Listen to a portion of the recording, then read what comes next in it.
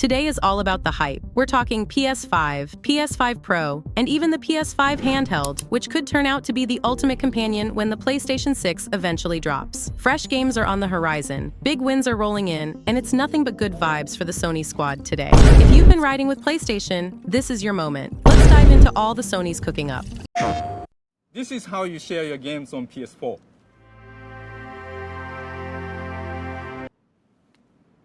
Thanks. In a heartfelt tribute to Shuhei Yoshida's remarkable 31-year tenure at Sony, ShiftUp, the developer behind Stellar Blade, recreated an iconic PlayStation 4 advertisement featuring Yoshida. This homage underscores Yoshida's pivotal role in the gaming industry and his significant contributions to the success of Stellar Blade. Yoshida, a cornerstone of PlayStation's legacy, announced his departure from Sony in late November 2024, expressing his intent to remain within the gaming industry. His influence is notably recognized by ShiftUp's CEO, Young-tae Kim, who credited Yoshida with elevating Stellar Blade from a modest project to a major PlayStation 5 exclusive. In 2021, after experiencing the game's prototype, Yoshida facilitated a partnership between ShiftUp and Sony, providing the developer with extensive support, including full localization, marketing, quality assurance testing, and access to tools from other Sony studios. The reviews for Indiana Jones and the Great Circle are in, and honestly, it's doing better than most people expected. Critics seem pretty impressed, and it's got an average score of 87 on OpenCritic, with over 90% of reviewers recommending it. Not bad for a game people were kinda skeptical about. The big takeaway is that it really feels like an Indiana Jones adventure. They nailed the atmosphere. The puzzles, the exploration, and even the storytelling give off classic indie vibes. Troy Baker's voice acting as Indy is getting a lot of praise too. It sounds like they took the cinematic feel of the movies and turned it into a game that's actually fun to play. That said, it's not perfect. Some reviewers feel the combat and stealth mechanics are a bit clunky, and the switching between first-person and third-person views can be jarring at times. There are also a few bugs, especially on PC, but nothing game-breaking. Overall, though, the good seems to outweigh the bad. It's definitely not just a quick cash grab. It's a proper, well-made game that fans of the series should enjoy. Here are some excerpts from recent reviews of Indiana Jones and the Great Circle. Polygon. The Great Circle shines in its detailed world exploration and the satisfaction of minor side quests, although its insistence on cinematic storytelling sometimes undermines the gameplay. The Verge. The game aims to mimic the essence of an Indiana Jones movie with references, orchestral music, and witty dialogue. Gaming.net. For once, we can bathe in the delight of Indy's action-cracking whip in the most authentic and faithful ways we remember. Gameranx.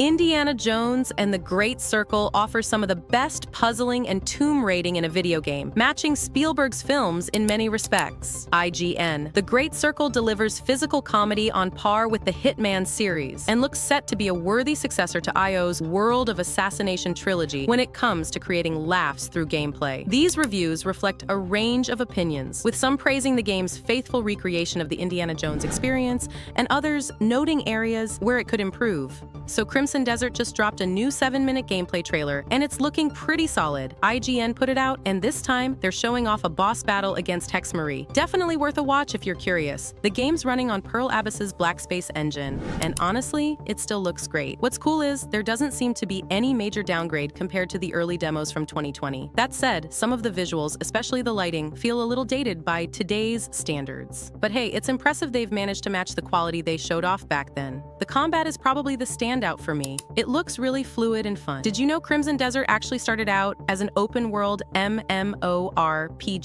Somewhere along the way, they pivoted and made it a single-player game instead. Honestly, I think that was the right call. A lot of MMOs feel bloated and grindy, so this change might make the game more focused and enjoyable. The downside? Still no release date or even system requirements. It's not on Steam or Epic yet either, so who knows when it's actually coming out. My guess is we might hear something at the Game Awards this year, but that's just me speculating. Based on the vibes, I'd say 2025 is probably the earliest we'll see it. Anyway, if you're into big fantasy worlds with intense boss fights, this one might be worth keeping an eye on. What do you think? Are you excited about Crimson Desert, or does it feel like it's taken too long to get here?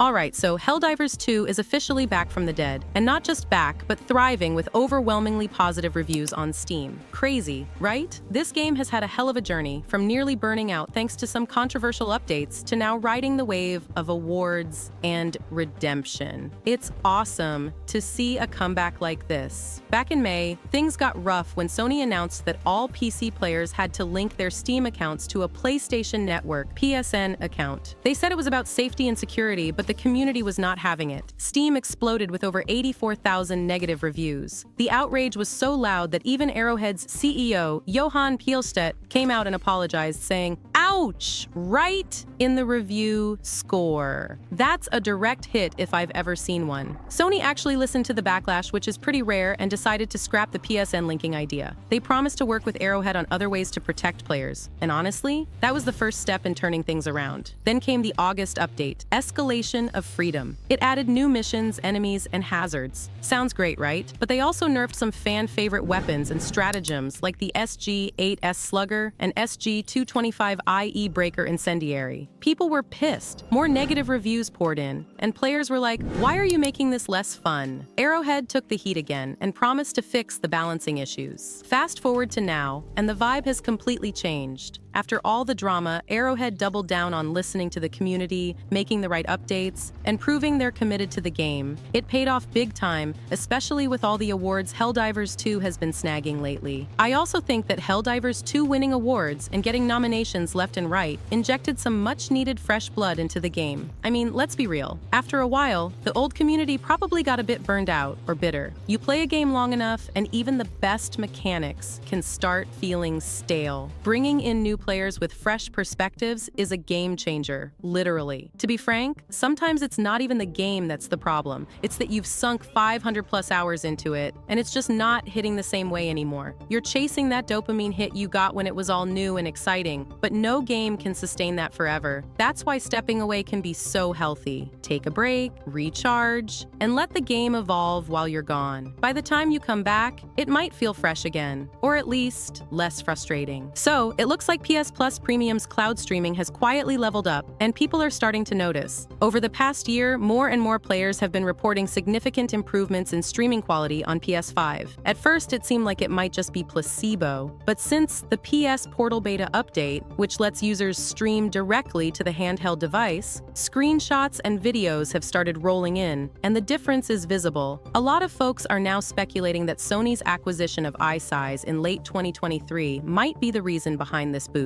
If you don't know, ISIZE is a company that specializes in machine learning solutions for video processing. They're known for tech that delivers higher quality video at lower bit rates, which is a huge deal for cloud streaming. When Sony announced the acquisition, they mentioned it would benefit their R&D efforts and streaming services, so it all kind of lines up. Players on platforms like Reddit and Reset Era have been sharing their experiences, saying that the cloud streaming feels smoother and looks better compared to when the service launched in October 2023. The improvements seem especially noticeable for people testing out the PS Portal. By bypassing the PS5 entirely for remote play, they're getting an experience that's a lot closer to what Sony probably envisioned when they launched the service. What do you think? Are these upgrades enough to make you consider trying out PS5 cloud streaming, or are you still waiting to see more? Black Friday this year was incredible on the PlayStation Store, with over 500 amazing deals to choose from. I snagged Hogwarts Legacy for about $20, which felt like a steal for such an epic game. But that was just the tip of the iceberg. One standout deal was the Star Wars Jedi Cross-Gen Bundle, which included both Jedi, Fallen Order, and Survivor for just $19.99. Whether you're a longtime Star Wars fan or new to the series, this was an unbeatable chance to experience both games on PS4 and PS5. Alright, so here's the scoop on the Nintendo Switch 2. There's been a ton of chatter lately, and honestly, it sounds like this thing is going to be big, literally. Apparently, some new accessories for the Switch 2 leaked online, stuff like a carrying case and a screen protector, and the size of these things, way bigger than the original Switch. They're saying it might have an 8-inch screen, which is 15% bigger than the OLED model. I mean, that's cool for better graphics and all, but do we need it to be bigger? Some people love the portability of the Switch Lite, or even miss the compact feel of the 3DS. Then again, a bigger screen could make docked and handheld gaming feel even more immersive. It's a toss-up depending on what you're into. Oh, and get this, rumors say the Switch 2 might also already be in mass production. Nintendo hasn't confirmed anything yet, but they've hinted we'll see an official announcement by March 2025. Still, it could be a while before it actually hits shelves. Meanwhile, Digital Foundry just backed up those rumors about Sony cooking up a new PlayStation handheld. John Linneman from DF mentioned they got wind of this months ago, and now it's finally making the round. This new device is supposedly in the early stages, so we might not see it for a while. But with the success of the Steam Deck and Nintendo's handheld, it makes sense for Sony to jump back in. Plus, Xbox is reportedly working on their own portable console too, but probably that will just be a Windows-type handheld, judging by the recent rumor. If Sony pulls this off, we could have some serious competition in the handheld gaming scene. Imagine playing PS5 titles wherever you are. That'd be awesome. Let's keep our fingers crossed for more details soon. Speaking of handhelds, Sony isn't the only one making moves in the portable gaming world. Tencent is throwing its hat in the ring too, and it's not messing around. They just unveiled their new handheld device called the Sunday Dragon 3D1, and it sounds wild. So, this thing has an 11-inch 2.5K screen with a 120Hz refresh rate. But here's the kicker. It supports glasses-free 3D.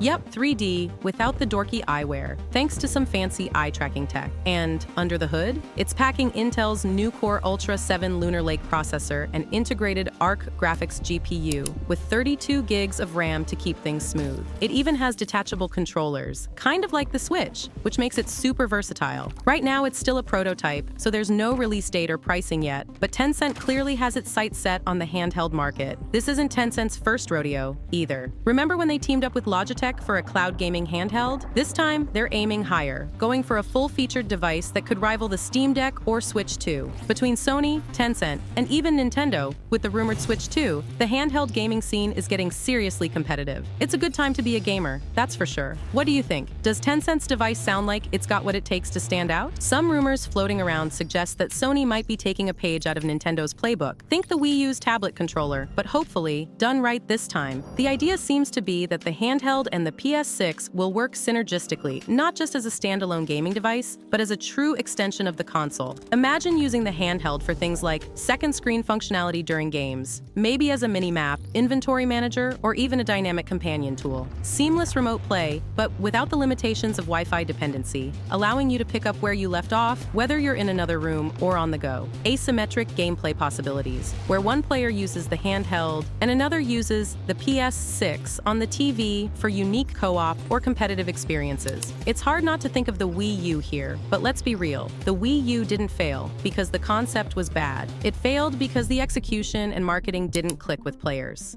If you want to be ahead of all the gaming leaks and news, specifically PlayStation news, time for you to subscribe. And as always, a like on the video is very much appreciated.